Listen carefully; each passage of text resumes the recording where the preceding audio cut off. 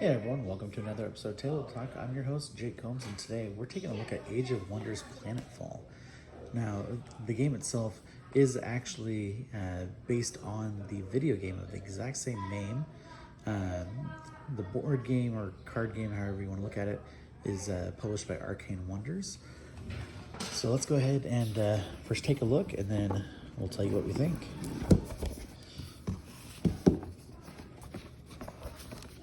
So first off, we have several character cards, each one basically taken from artwork from the game, and each one has their own abilities.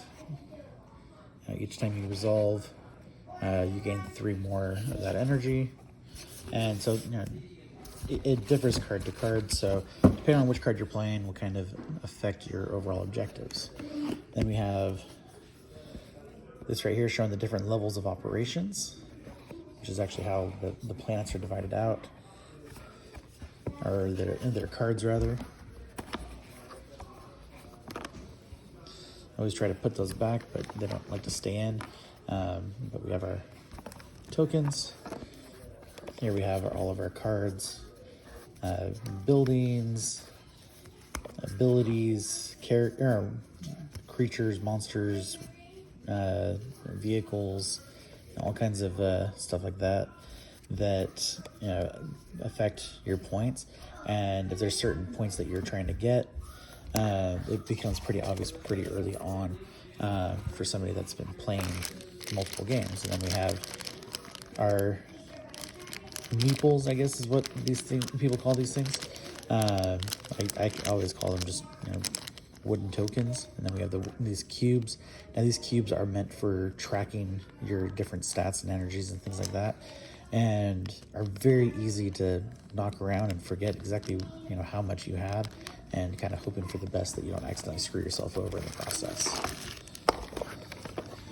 And then here we have the different planets, and so they get resolved in a order of their actual number order, 1 through 7. And so during your initiative, basically players take turn choosing which planet they're essentially going to first, and then they kind of rotate from there. And so depending on where they are in the initiative order will determine how soon they get to go. And those that are towards the back of the initiative, then they get moved towards the front once it cycles through. So it's definitely an interesting initiative system, and kind of just rotating where everybody fits. The artwork really seems to be the only thing that really ties this to Planetfall itself. Having never played the video game, I don't think that really helps in this game. Tying it to that, could have easily just created their own one-of-a-kind artwork and had their own IP instead, and I think that would have actually gone over better with this game for me. Overall, the gameplay for the first game can be quite interesting.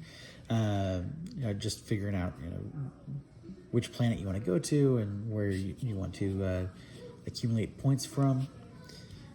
But after really 1 to 2 full games, it's real easy to figure out, exactly, okay, this player next to me, they always play, they're playing this character, so they're going to be going after this.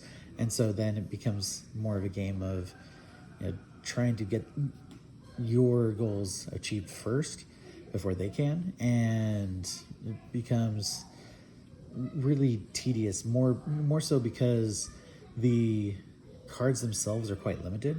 There's like 96 cards, I believe the number is, and when you divide those cards between the 7 planets, there's really not a lot of cards per planet. Now, like maybe if there's an expansion, I don't know if there is or not, but I think that would go over quite a lot better to keep the game fresh by adding more cards per planet.